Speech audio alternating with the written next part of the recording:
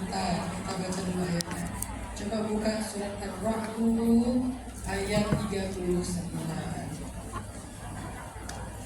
Surat Ar-Ra'd ayat 39.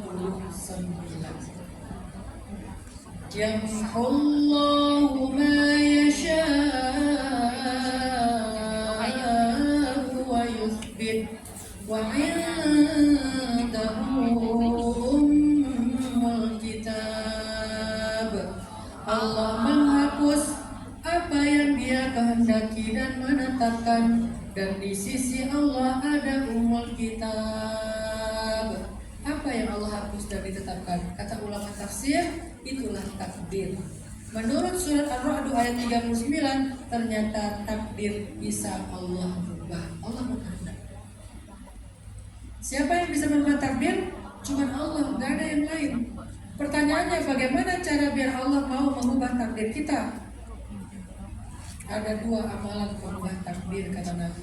Yang pertama, la yaruddul qada illa du'a wa la yazidu fil umuri illa al-bir. Hadis riwayat Tirmizi dengan derajat sahih. Tidak ada yang merubah takdir kecuali doa, dan tidak ada yang menambah keberkahan hidup kecuali berbuat baik. Berarti yang bisa merubah takdir itu dua. Satu doa, yang kedua amal soleh, terutama membantu orang lain. Doa merubah takdir. Masih ingat cerita tentang nenek-nenek datang ke Nabi Musa minta anak? Ya Nabi Allah, berdoalah kepada Allah supaya saya dikasih anak. Kata Nabi Musa, wahai Allah, ada nenek-nenek minta anak, padahal dia udah menopos, umurnya udah 60 tahun. Kata Allah, Musa, bilang ke dia, takdirnya tidak akan punya anak. Takdir. Nek, maaf ya, kata Allah, takdir nenek gak akan punya anak. Oh gitu ya, ya udah, makasih, pulang aja. Besok balik lagi, Nabi Musa, nenek yang kemarin, dia ada apa? Mintalah kepada Allah supaya saya dikasih anak. Kata Nabi Musa, kan udah kemarin takdirnya gak akan punya anak. Ya siapa tahu hari ini bisa. Ya Allah, nenek yang kemarin. Wahai Musa, takdirnya gak akan punya anak. Kata saya juga, sabar ya, nenek gak akan punya anak, itu udah takdir. Oh iya, makasih, pulang. Besok balik lagi, jawabannya sama, pulang aja.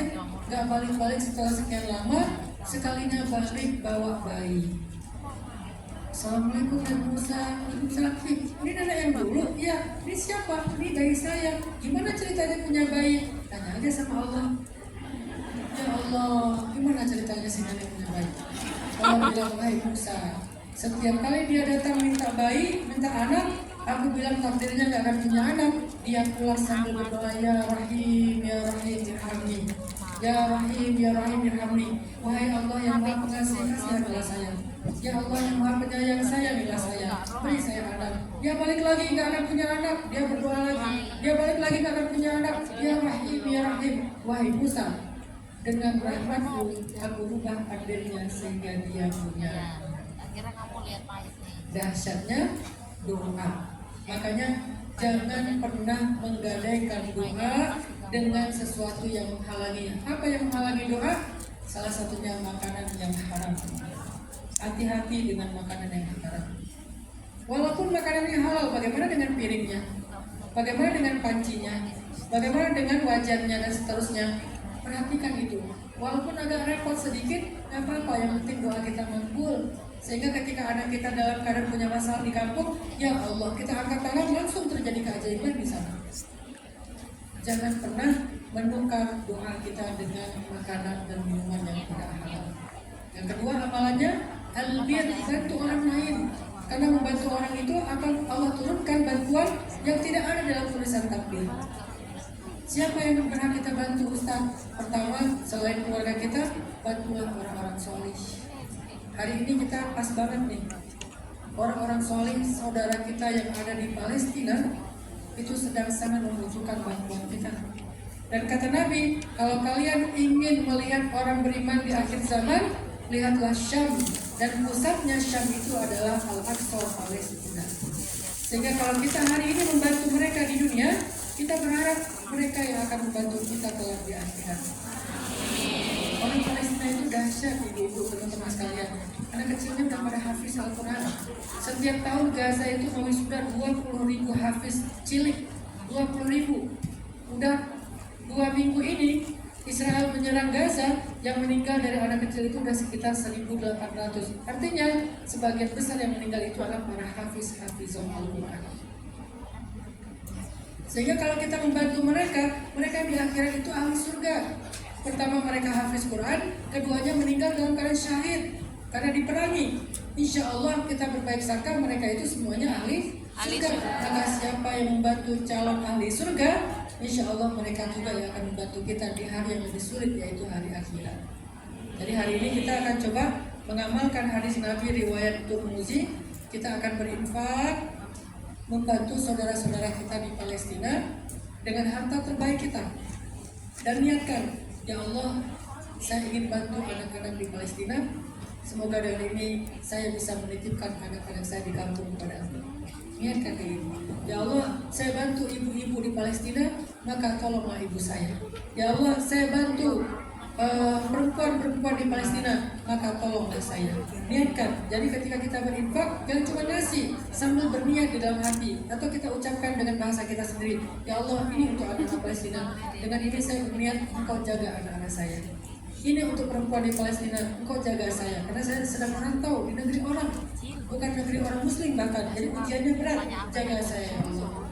Dari laki-laki yang usil, yang pura-pura nyasar, pura-pura first comment, first like, segala macam, yang terlalu banyak nge-PHP-in saya, jaga saya, jangan sampai saya sakit hati.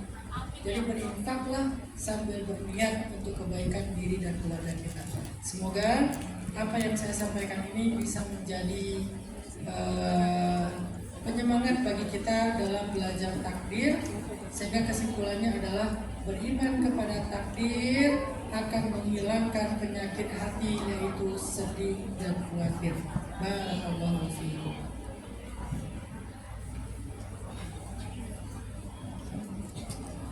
Jadi nanti ada panitia yang bawa uang foto merah sama hijau. Panitia siap nggak diiringi dengan selawat? Apa kata Ustaz tadi ya, yaitu membantu saudara-saudara kita yang berada di Palestina. Ya, dengan lihat dari sosial media kan betapa bayi-bayi, anak kecil-kecil yang kehilangan orang tua, dan itu pun ya kan, kita ikhlaskan yang terbaik.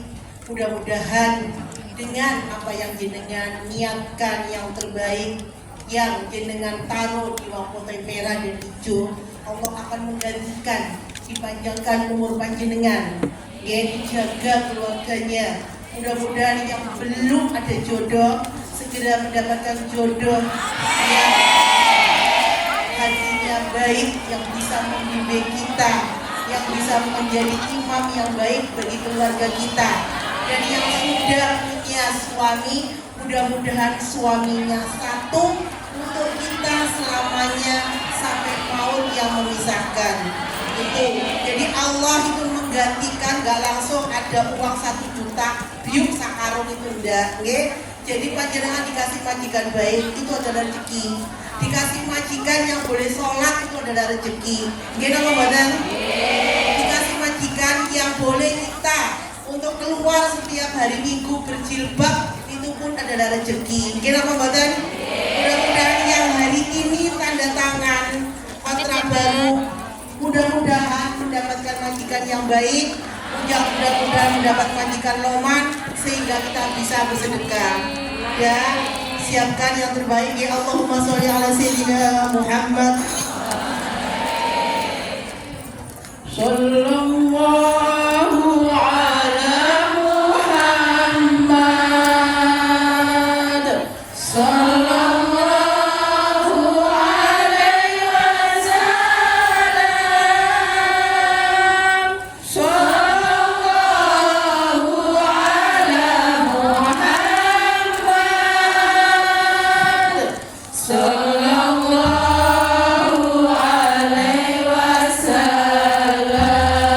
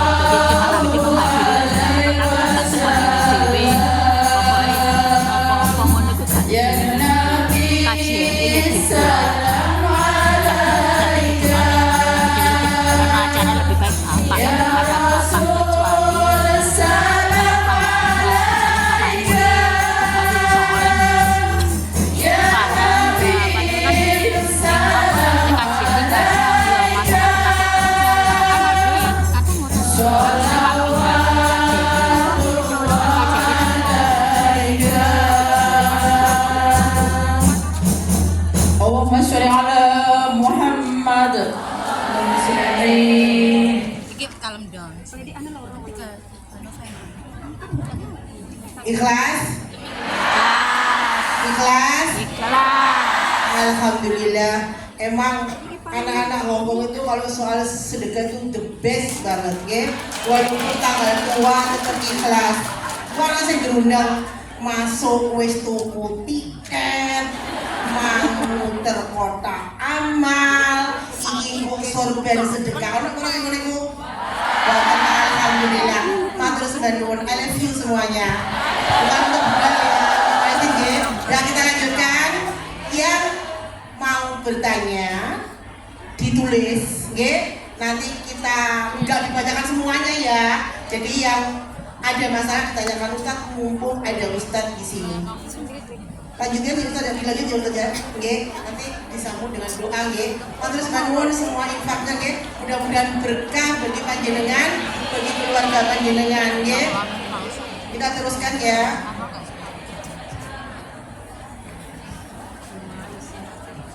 Baik, kita akan jawab beberapa pertanyaan yang sudah ditulis kepada saya. Pertama,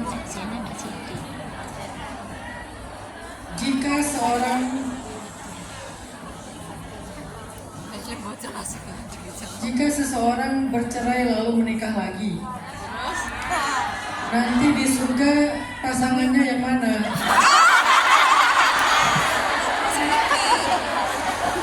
Dan apakah di surga itu hanya ada bidadari, nggak ada bidadara? Ini kayaknya masih berharap ada yang di surga, nggak di dunia.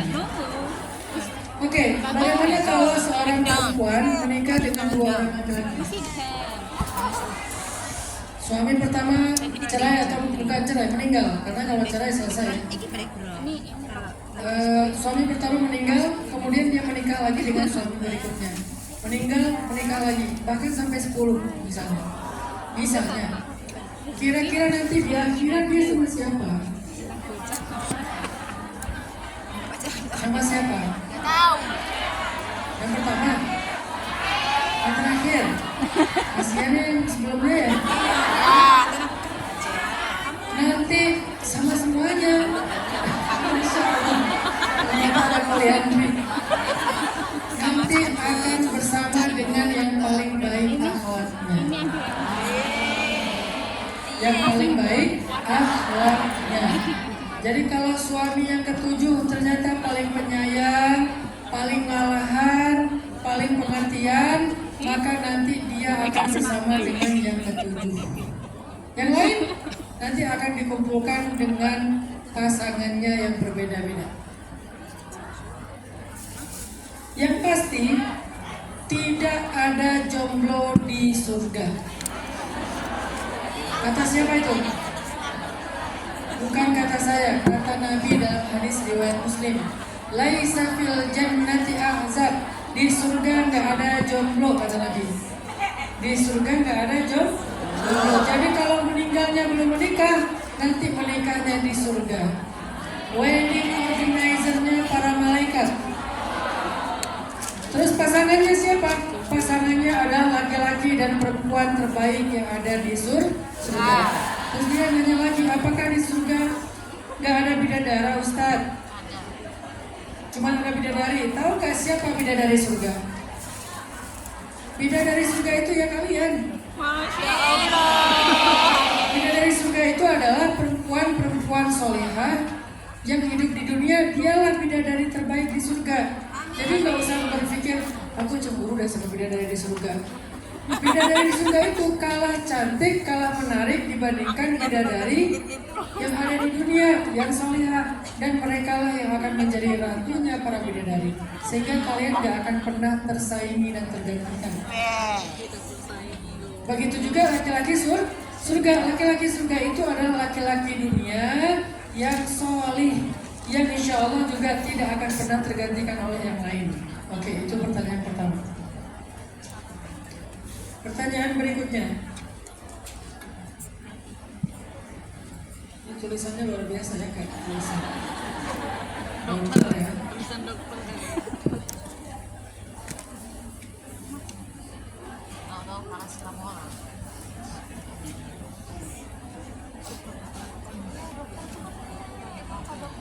Bagaimana dengan perempuan yang sudah bercerai secara hukum tapi belum pernah ada kata talak dari suaminya? Apakah benar jika wanita tersebut menikah lagi termasuk perbuatan zina secara agama? Apa arti sudah bercerai secara hukum? Artinya kan dua-duanya sepakat. Karena tidak akan dihukumkan bercerai kalau salah satunya belum sepakat, kecuali terjadi kezaliman. Maka yang menceraikannya adalah hakim. Kalau dua-duanya sepakat, walaupun nggak ada kata talak secara shar'i, maka itu sudah jatuh talak. Jadi itu tidak perlu dipertanyakan. Saya ingin meminta solusi kepada Ustadz. Saya punya teman laki-laki. Kita sudah berteman sejak SMA. Ini teman atau teman? Sudah berteman sejak SMA. Saya tahu latar belakangnya. Berasal dari keluarga pesantren. Baru-baru ini dia menyatakan perasaannya pada saya. Kok baru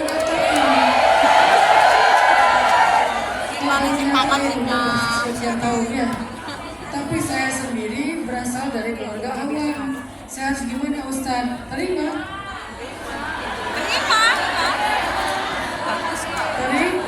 Terima.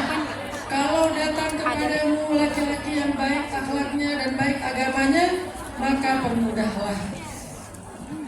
Kalau kita ngerasa nggak pantas, maka pantaskan. Kalau kita ngerasa belum bisa ngaji, belajar ngaji. Jangan hanya gara-gara ngerasa nggak pede, insecure, kita menolak rezeki. Apakah ketika suami meminta cerai dalam keadaan emosi bisa dibilang talak? Sekarang saya nanya, ada nggak orang yang talak dalam keadaan happy? Talak yuk. Di mana-mana yang namanya talak itu pasti lagi emosi. Jadi emosi yang tidak dihitung talak itu adalah marah yang sampai kehilangan akal. Kalau tidak kehilangan akal, kalau kita tanya ini berapa? 2, salah, berarti dia hilang akal. Padahal sah.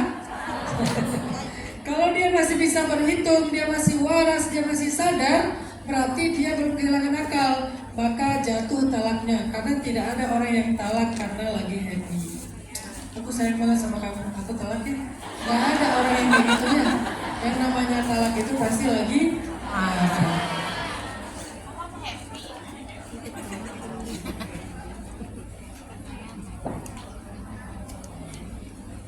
Saya meminta jalan terbaik sama Allah, tapi tiba-tiba rasa yang di dalam hati saya kepada suami saya dihilangkan oleh Allah.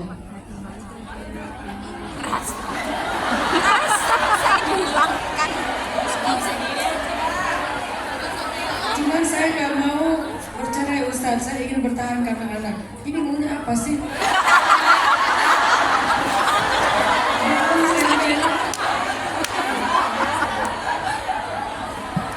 Anak itu adalah kekuatan. Jadi ketika kita lemah, lihatlah mereka. Insya Allah itu akan membuat kita bertahan dengan pasangan kita.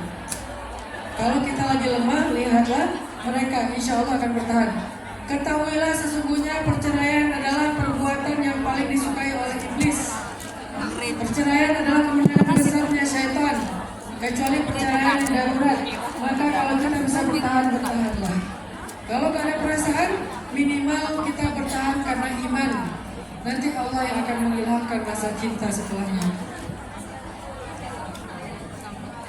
Gimana caranya biar tetap tenang ketika terus-menerus ditanya kapan nikah? Tahu caranya gimana? Blok. Biar nggak ditanya. Gak usah dijawab. Itu pertanyaan yang orang Indonesia itu suka basa-basi. Kapan nikah? Gak punya anak belum? Tinggal di mana? Kerja apa? Sekolah di mana? Itu hanya budaya yang ada di Indonesia. Kita nggak ditanya kayak gitu karena kita suka basa-basi. Jadi basa-basi tidak harus dijawab. Ustaz, dosa nggak kalau kita lebih mendahulukan urusan dunia daripada akhirat? Contoh, kita nggak berinfak. Oh, ini yang tadi nggak kasih. Padahal ada uang, tapi lebih mementingkan urusan pribadi. pribadi, bagaimana Ustaz?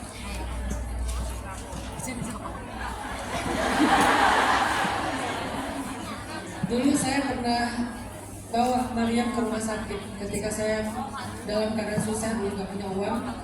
Maryam sakit, terus saya bawa ke rumah sakit, ditolak karena gara saya nggak punya uang deposit. Dia lagi sakit keras, harus dirawat di UGD, tapi di rumah sakit dia ditolak gara-gara saya nggak bisa bayar deposit. Uang saya cuma 100.000, depositnya 3 juta. Akhirnya pulang saya dengan berlinang air mata, saya kecewa banget. Akhirnya uang 100.000 itu saya bagi dua, 50.000 saya beli obat di apotek hanya untuk menghilangkan panas, dan 50.000 lagi saya pakai sedekah. Alhamdulillah dengan sedekah itu kemudian besoknya berangsur-angsur Maryam sembuh. Gara-gara ditolak di rumah sakit, maka biaya kesembuhan Maryam cuma 100.000. Apa pelajarannya? Kalau kita punya hajat di urusan dunia, maka tunaikanlah dulu hajat orang lain, Allah yang akan menunaikan hajat-hajat kita. Ustaz, bagaimana caranya melupakan masa lalu? Halo.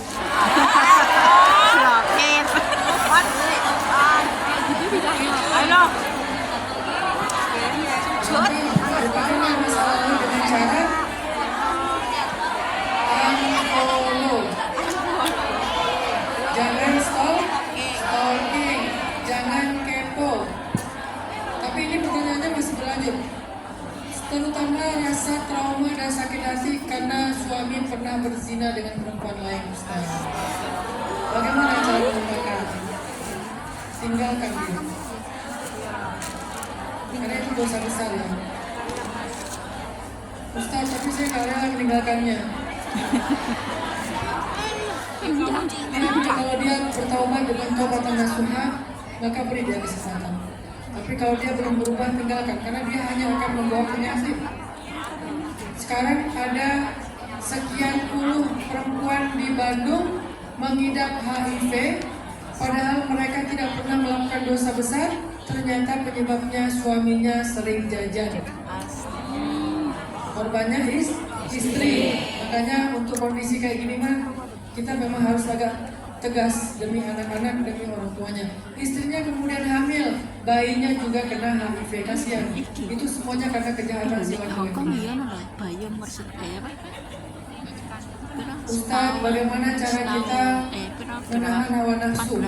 Tadinya kesini untuk mencari nafkah, tapi sering tergoda dengan hawa nafsu yang menghancurkan niat awal. Apa yang harus saya lakukan untuk melawan hawa nafsu? Lawan hawa nafsu dengan berpuasa, lawan hawa nafsu dengan sholat, lawan hawa nafsu dengan olahraga, lawan hawa nafsu dengan hiburan. Dari yang paling tinggi ya, sholat, puasa, zikir, Quran. Kalau nggak mampu juga, mulailah dengan hal-hal yang positif yang kita senangi. Olahraga, hiburan, beli skincare. Yang penting jangan berbuat dosa. Nggak apa-apa, kalau itu tujuannya untuk meninggalkan dosa, maka itu bagian dari mencegah kemungkaran, tarkul munkarat. Ustaz, bagaimana cara kita meyakini seseorang itu jodoh kita? Yang membawa kita pada Sudah mendesak kebaikan. sepertinya. Bagaimana cara kita meyakini dia itu adalah jodoh kita? Jangan pernah memberi hati sebelum halal, karena kita nggak pernah tahu rahasia takdir. Jadi tidak perlu harus yakin, yang perlu itu adalah pelajari dia cocok nggak dengan kita, ngeklik nggak dengan kita, jujur nggak kepada kita, serius nggak. Kalau iya, maka ajak dia untuk lebih berkomitmen dengan halal. Kalau udah halal, saya terima nikahnya Fulana bintu Fulan, baru detik itu juga kita berikan hati kita kepada dia. Betul. Apa hukumnya seorang yang sudah muslim yang sudah murtad kemudian kembali lagi kepada Islam? Apakah amal ibadahnya diterima? Ya diterima karena dia udah balik, alhamdulillah. Ini yang mana ya? Banyak sekali ya. Semuanya bermasalah. Ustaz, pertanyaan saya sebagai manusia biasa.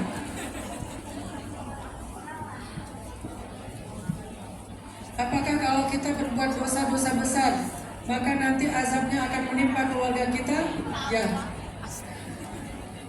Ketika kita berbuat dosa, Allah akan menghukum kita, dan hukuman itu bukan hanya mengenai kita, tetapi mengenai orang di sekitar kita. Tetapi bagi mereka itu bukan hukuman, tetapi itu penggugur dosa. Makanya kalau ada maksiat di sekitar kita nggak mencegah kemungkaran atau maksiat, nanti kalau Allah turunkan azab, bukan hanya ahli maksiat yang kena, tetapi kita juga yang bahkan ahli ibadah ikut menanggung azab tersebut. Kalau kita meninggal dalam musibah tersebut, maka kita meninggal sebagai orang yang husnul khotimah. Tapi tetap mengenai kita. Makanya itulah kenapa kita disuruh untuk mencegah kemungkaran, karena itu akan berpengaruh kepada kita, termasuk kemungkaran di dalam rumah. Anak nggak sholat, orang tuanya kena, keberkahan rezeki ayahnya berpengaruh, gara-gara anak nggak sholat. Begitu juga dengan dosa-dosa yang lain. Jadi dosa secara perbuatan maksiat secara dosa hanya ditanggung oleh yang berbuat maksiat, tetapi dampak dari perbuatan itu bisa ditanggung bahkan oleh orang yang ada di sekitarnya. Pak Ustadz, saya mau tanya, apakah berdosa meninggalkan suami di rumah demi membantu kedua orang tua? Tergantung. Kalau suaminya ridho, maka insya Allah tidak masalah. Tapi harusnya suaminya bisa menyelesaikan masalah ini sehingga istrinya tidak perlu harus pergi jauh. Gak semuanya suami mampu. Ada suami yang mampu, ada yang gak mampu. Ada yang pura-pura gak mampu. Pura-pura gak mampu. Jadi kalau suaminya udah berusaha tapi belum mampu, kemudian dia ridho, maka silakan. Dengan syarat, ada beberapa syarat syariahnya. Di antaranya adalah dia percaya bahwa kita nggak sendiri. Dia kenal, misalnya di sini siapa orang tua kalian, Bunda Nuris misalnya. Maka dia menitipkan kalian pada Bunda Nuris. Bunda nitipin istri saya, Bunda nitipin adik saya, Bunda nitipin anak saya. Terus Bunda Nuris yang mendapatkan amanah itu bikin taklim untuk menjaga supaya kita selalu semangat beribadah. Maka kalau seperti itu insya Allah aman. Tapi kalau kalian pergi ke luar negeri, nggak punya komunitas, nggak kenal siapa-siapa, nggak bergaul, nggak ikut dalam taklim, maka itu sangat tidak berbahaya. Saya mau tanya Ustadz, saya sudah menikah, apakah nanti harus membangun nikah? Apa ini? Kalau nanti bertemu kembali, terima kasih.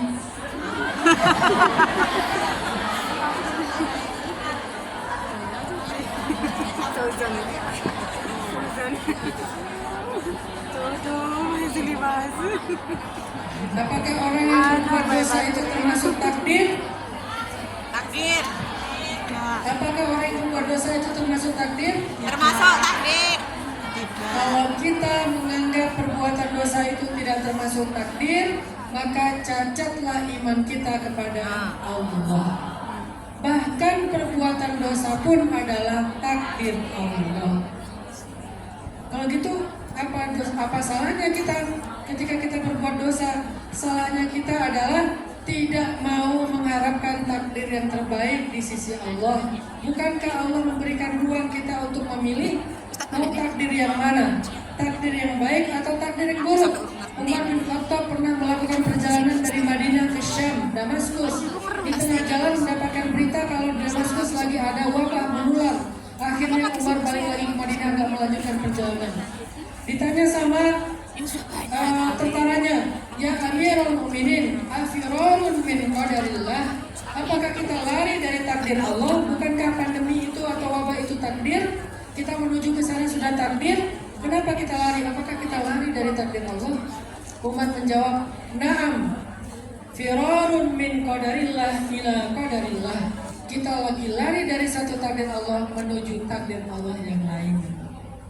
Jadi berbuat dosa adalah takdir dan berbuat baik juga takdir. Kenapa tidak memilih takdir yang baik?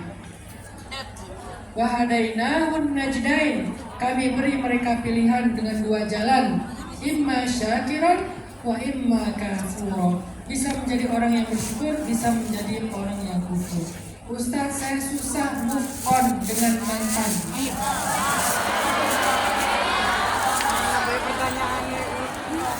Tetapi mantan saya sudah menikah.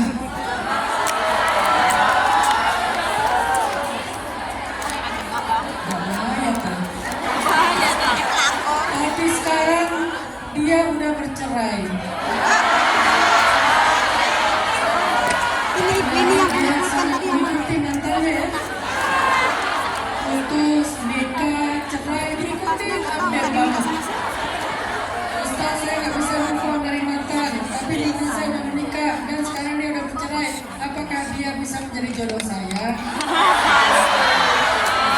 Bisa. Berdoa aja ya Allah, kembalikan dia kepada aku walaupun sudah tidak utuh. Ustaz, saya seorang single mom. Saya jarang sekali dikasih komunikasi dengan anak saya. Jadi saya ingin memutuskan untuk mengambil dan merawat anak saya untuk pulang ke Indonesia. Tetapi bapak saya masih berharap sama saya untuk menjadi istri. Karena saya anak pertama tulang punggung adik saya yang ketiga. Yang saya mau tanyakan, saya dahulukan anak saya atau bapak saya? Anak. Kenapa anak? Karena bapak kita justru harusnya bertanggung jawab kepada kita. Kalau bapaknya udah uzur, bagaimana Ustaz? Pulang ke Indonesia, merawat anak, semoga Allah beri jalan lain untuk bisa menafkahi ayah dan adik-adik. Kalau kondisinya kayak gini anak, karena anak itu jangan biarkan kita punya hutang pengasuhan kepada anak, itu susah sebenarnya. Dan anak itu adalah investasi masa depan kita. Jangan biarkan investasi itu rusak karena kondisi seperti ini. Kecuali kondisi normal, anak kita baik-baik saja, suami kita orang yang insya Allah amanah. Tapi kalau kondisinya kayak gini, wah. Maaf saya mau nanya, kalau laki-laki kan boleh menikah lebih dari satu. Nah, Anda mau jawab?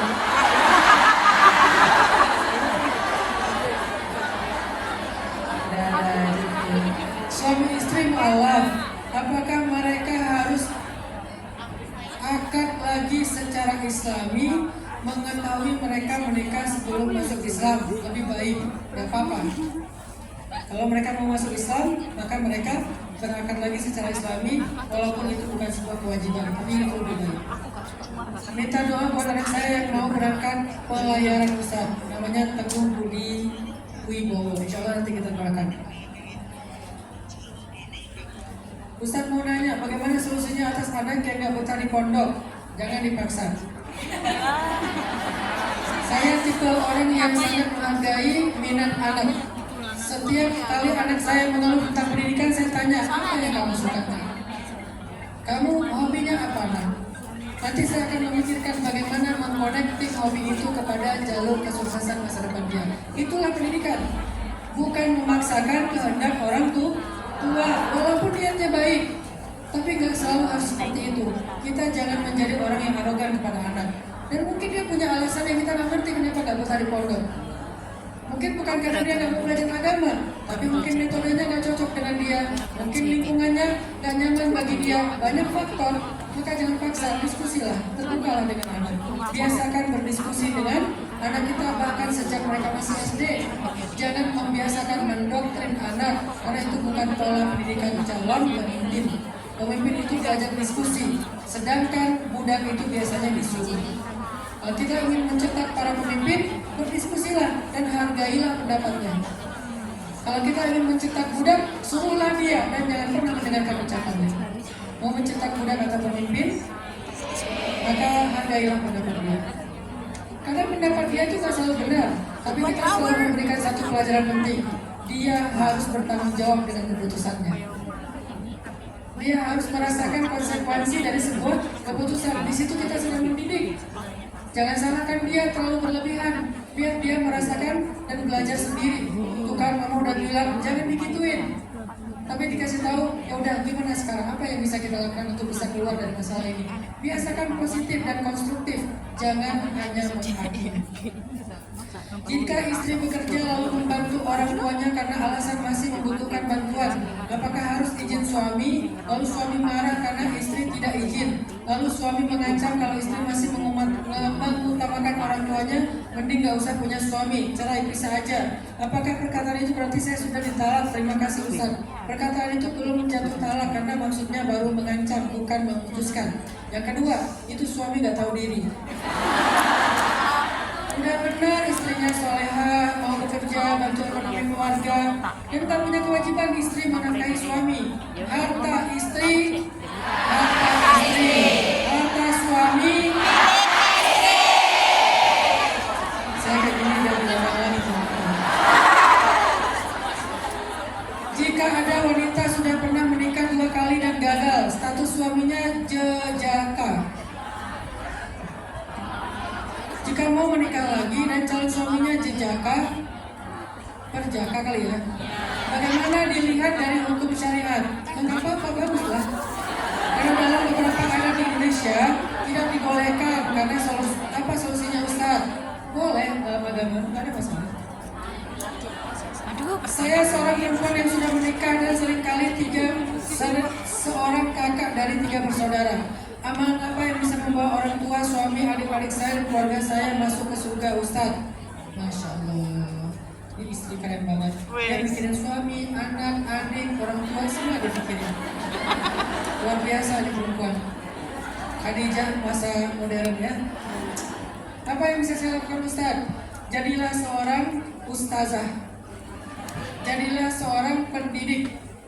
Jadilah seorang da'iyah yang selalu mengajak dan memberi teladan kepada kebaikan. Jadilah keberadaan kita dimanapun menjadi inspirasi kebaikan bagi orang di sekitar kita. Itu cara yang paling gampang. Seringkali saya berdoa agar tidak memimpikan mantan. Tapi setiap kali saya berdoa saya malah mimpi Ustaz. Apakah dia jodoh saya? Mimpi itu tidak selalu ilham. Bisa jadi kita belum selesai dengan masa lalu, makanya kebawa ke mimpi. Apalagi sebelum tidur masih ngepoin akun dia, pasti kebawa ke mimpi. Terus apa yang harus saya lakukan Ustaz? Apakah saya boleh berharap kepada dia? Boleh, selama dia belum menikah. Kalau udah menikah jangan berharap dia bercerai. Apa hukumnya sulam bibir dan sulam alis? Kalau untuk kecantikan tidak boleh. Kalau untuk kesehatan boleh. Contoh kesehatan, bibir sumbing. Contoh untuk kecantikan, pengen alisnya rata. Kalau kecantikan nggak boleh, kalau kesehatan boleh. Tanya kepada diri masing-masing, ini cantik atau sehat? Sehat itu artinya ada yang nggak, ada yang cacat, ada yang sakit, itu namanya kesehatan. Kalau ada yang menurut kita nggak nyaman, nggak seret, itu bukan kesehatan, itu kecantikan. Kok alis saya gini ya? Saya pengen alis saya gini loh. Saya dibesarkan oleh nenek kakek dengan adik saat waktu berumur 2-3 tahun. Sejak saat itu saya tidak dirawat ibu dan ayah. Sekarang saya 32 tahun dan adik 30 tahun. Apa kami bisa bertemu dengan ibu kami? Boleh. Kami tidak memiliki informasi tentang beliau. Lalu bagaimana kami harus bersikap mencari beliau? Jangan tanya saya. Ibu saya di mana Ustaz? Saya dukun. Boleh mencari keberadaan ibu, ayah, bertemu. Jangan pendendam. Jangan pendendam. Jadikanlah itu sebagai tadi salah satu di antara takdir Allah dan pasti ada kebaikan di dalamnya. Mungkin ada orang yang dirawat oleh orang tuanya yang utuh tetapi sering mengalami luka pengasuhan. Sedangkan kita dirawat oleh nenek dan kakek kita, tapi malah alhamdulillah disayang dengan sesayang-sayangnya. Oke, itu hikmahnya. Kita baru ketemu orang tua ketika kita tidak perlu lagi diasuh. Allah punya alasan. Berbaik sangka kepada Allah. Bagaimana cara agar hati tetap ikhlas dan menerima sikap yang kurang baik dari seseorang, dan bagaimana cara agar tidak terlalu cinta kepada dunia, supaya tidak cinta dunia, sering-sering banyak perhatian. Ada kata Nabi, "Aktsiru min dzikri hadimil lazzat." Banyak-banyaknya mengingat penghilang kenikmatan. Apa itu kebahagiaan? Saya mau tanya, apa hukumnya kalau ibu selalu doain yang jelek-jelek sampai minta izin nikah pun didoain hancur rumah tangganya, dan akhirnya doanya terkabul, padahal dari saya bayi sampai saya dewasa yang ngurusin nenek kakek, padahal saya anaknya nurut, gak pernah membantah. Kalau kita gagal dalam rumah tangga, jangan berpikir bahwa itu karena kutukan ibu kita. Kenapa? Selain anak itu bisa durhaka kepada orang tua, ternyata ada juga orang tua yang bisa durhaka kepada anak. Di zaman Umar bin Khattab, ada anak yang gak mau berbakti kepada orang tuanya, sampai orang tuanya melapor kepada Umar, Amirul Mukminin. Ya Amirul Mukminin, anak saya tidak mau berbakti kepada saya. Akhirnya anak ini dipanggil, kenapa kamu tidak berbakti kepada ayahmu? Kemudian anak itu bertanya, ya Amirul Mukminin, selain anak durhaka, apakah ada ayah yang durhaka atau orang tua yang durhaka? Kata Umar, ada. Apa indikasinya? Apa kriteria orang tua durhaka? Satu, dia menamakan anaknya dengan nama yang buruk, atau mencela dengan celaan yang buruk, mendoakan dengan doa yang buruk. Itu berarti kriteria pertama. Kedua, orang tua durhaka itu mencarikan ayah atau ibu untuk anaknya yang tidak baik. Seorang laki-laki mencarikan ibu yang tidak baik untuk anaknya. Seorang perempuan mencarikan ayah yang tidak baik untuk anaknya. Itu orang tua durhaka. Yang ketiga, dia tidak memberikan makan dan minuman kecuali dari harta yang haram, maka itu orang tua durhaka. Kata anak ini, ya Amirul Mukminin, ayah saya menamakan saya dengan nama yang terjemahnya celaka. Ayah saya mencarikan saya ibu. Saya lahir dari seorang perempuan pezina, dan ayah saya tidak memberi saya makan kecuali dari yang haram. Maka itulah alasan kenapa saya tidak berbakti kepadanya. Akhirnya ayahnya dicampuk sama Umar. Jadi selain anak durhaka, juga ada orang tua durhaka. Makanya jangan takut kalau didoakan buruk, sementara kita tidak pernah berbuat buruk kepada orang tua kita. Itu nggak akan berlaku. Akan berlaku doa buruk orang tua kalau memang kita menyakiti perasaannya dan durhaka kepadanya. Tapi kalau nggak berhak untuk didoakan seperti itu, insya Allah nggak berlaku, dan Allah Maha bijaksana. Allah nggak sekaku asal ibu berdoa pasti kena, asal ibu berdoa pasti kena. Nggak sekaku itu Allah. Bagaimana hukumnya menyukai BTS atau K-pop? Sunnah. Boleh dengan syarat tidak lebih daripada kita mengidolakan Rasulullah, para sahabat, orang solih. Kalau lebih dari itu masalah. Ustaz, share doa agar cepat dapat jodoh. Karena saya sudah kepala tidak belum menikah. Apa doa untuk cepat dapat jodoh? Si Enek kok aku malam kemana ya? Saya pun dulu gak baca doa itu. Ya Wadud, Allahumma inni as'aluka bi'anni asyhadu annaka antallah la ilaha illa anta al-wadud urzuqnil mawaddah. Ini belum berdoa ini. Cuma Amin. Terima kasih. Kenapa yang udah menikah aminnya keras banget? Kata Nabi, siapa yang berdoa kepada Allah dengan bersaksi tiada Tuhan yang patut disembah selain Allah, lalu memanggil Allah dengan nama Asmaul Husna, maka Allah akan mengabulkan doanya. Sehingga doanya adalah Allahumma inni as'aluka. Kalau nggak hafal, coba rekam. Coba direkam ya. Mas ya. Ya. Oke, diam ya. Allah, ini kenapa yang nggak bisa rekam?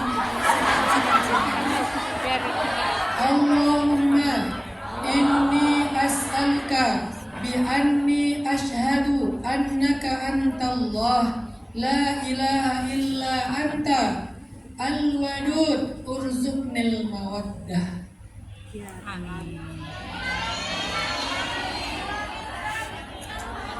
Artinya, ya Allah, sesungguhnya aku meminta kepadamu bahwasanya aku bersaksi tiada Tuhan yang patut disembah selain Engkau. Engkau adalah Al-Wadud yang maha cinta, maka berikanlah aku cinta. Al-Wadud Asmaul Husna, dan itu dari kata mawaddah. Cukup sekali ya. Nanti pas lagi Valentine saya ulangi. Saya kira cukup ya. Jawabannya ya. Bisa dibantu.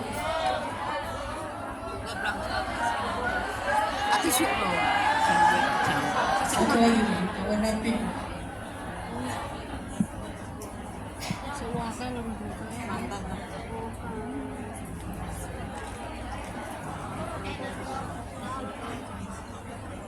ini?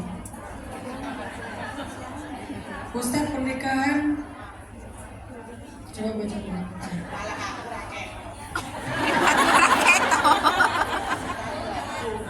Pernikahan gadung. Apa ini? Kadung kali ya? Ustaz pernikahan kadung ke pelintir dalam silsilah keluarga. Kepelintir. Kepelintir.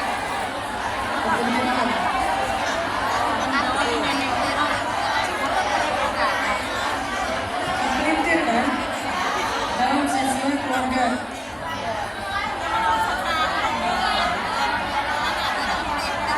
Kadung. Bahasa Indonesia lah yang Kepelintir. Kepelintir. Dalam silsilah keluarga artinya apa? Oh, menikah dengan sepupu. Kali telur, oke. Gak apa-apa. Sepupu itu kan bisa dinikahi.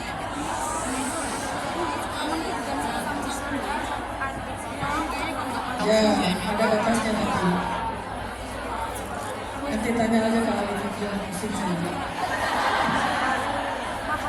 Hutang suami saya sangat banyak, Ustaz. Semoga segera bisa terlunasi. Saya sangat terzolimi. Rumah saya digadaikan suami saya. Saya selalu bersabar. Ini berusaha mau menebus. Parahnya sekarang rumah saya yang digadaikan perlu direnovasi. Mohon doanya Ustaz agar saya bisa mendapatkan kemudahan. Mohon gak usah dibaca pakai mikrofon.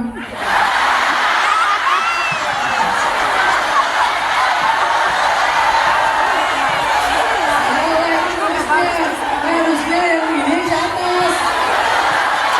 Gak usah dibaca.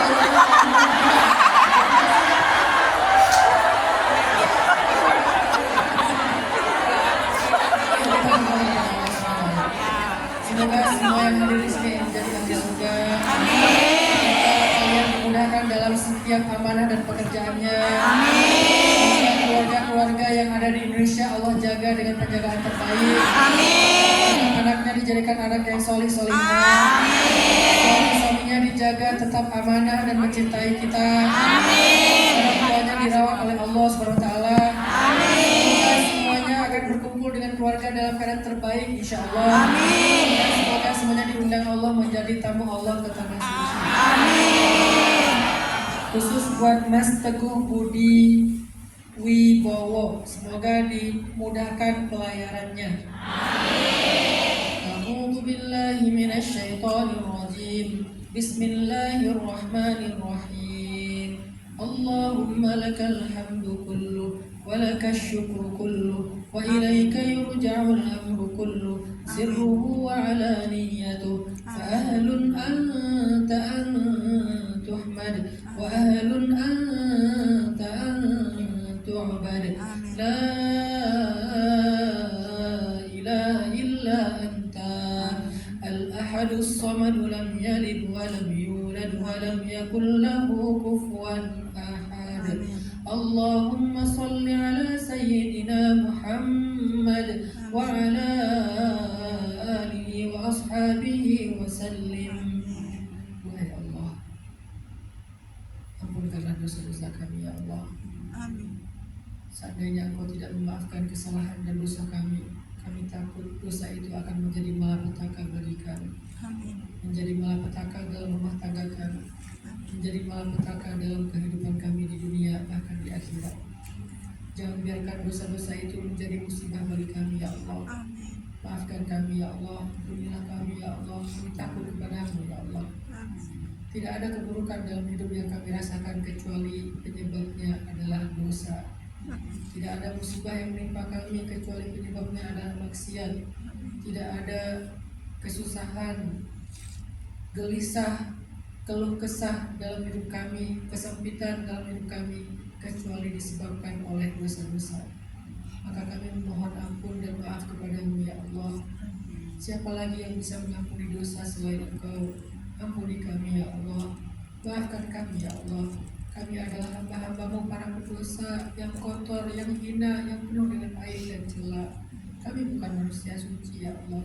Masa lalu kami kelam, masa lalu kami buruk, tetapi kami ingin memperbaiki diri ya Allah.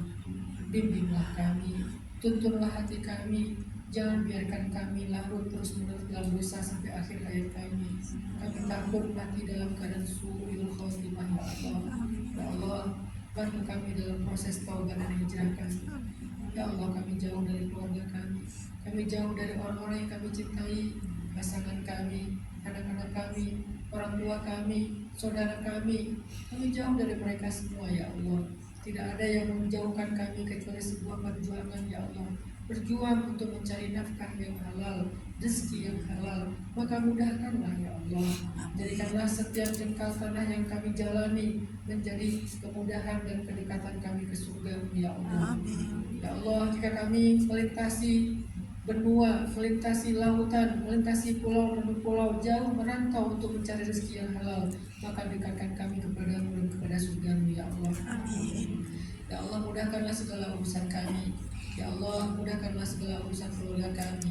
Ya Allah, sampaikanlah salam kami kepada keluarga kami. Jadikanlah mereka selalu mengingat kami dalam kebaikan, mengingat kami dalam doa. Jangan biarkan mereka jauh dari Engkau ya Allah. Kami titipkan anak-anak kami kepadamu ya Allah. Engkau sebaik-baik menjaga. Kami titipkan keluarga kami kepadamu ya Allah. Engkau sebaik-baik yang menjaga. Kami titipkan kami kepadamu, istri kami kepadamu, pasangan kami kepadamu ya Allah. Engkau sebaik-baik menjaga. Ya Allah, kami tidak mampu untuk selalu menjaga mereka. Seringkali ketika anak kami sedang sedih, sedang menangis, sedang terluka, sedang membutuhkan kami tidak ada di sana ya Allah. Maka gantilah posisi kami dengan kasih sayang-Mu ya Allah. Engkau lebih baik dalam menyayangi mereka daripada kami ya Allah. Mungkin kami bisa mengusap kepala mereka ketika kami dekat, tapi saat ini kami hanya bisa menelpon mereka ya Allah. Kami hanya bisa mengirim pesan kepada mereka ya Allah. Kadang-kadang tidak cocok waktunya sehingga kami tidak berhasil menghubungi mereka ya Allah. Tetapi Engkau selalu ada untuk mereka. Engkau membersamai mereka dimanapun mereka berada. Sayangilah mereka ya Allah dengan sayang yang lebih baik dan lebih besar daripada sayang kami. Kami titipkan keluarga kami kepadamu ya Allah. Ya Allah, mudahkanlah urusan kami agar kami cepat bisa kembali kepada mereka. Karena tidak ada yang lebih sempurna daripada keutuhan rumah tangga dan keluarga. Ya Allah, ini bukan pilihan kami. Kami tidak senang untuk bisa sampai di sini ya Allah. Tetapi ini adalah sebuah tuntutan, sebuah kebutuhan, maka cukupkanlah kebutuhan kami ya Allah. Ya Allah, datangkanlah kepada kami orang-orang yang soleh. Datangkanlah untuk kami pasangan-pasangan hidup yang soleh, solehah, yang akan bertanggung jawab, yang bisa merawat dan menjaga kami, dan bisa mengambil tanggung jawab kami ya Allah. Ya Allah, jagalah kami dalam perantauan, jauhkan kami dari godaan syaitan, jauhkan kami dari fitnah, jadikanlah kami perempuan multazimah, perempuan mutadayyinah, perempuan istiqamah seperti Sayyidah Khadijah dan Fatimah. Rabbana atina fid dunya hasanah wa fil akhirati hasanah wa qina adzabannar. Allahumma taqabbal du'ana bi salawatina li Rasulillah wa qira'atina al-Fatihah.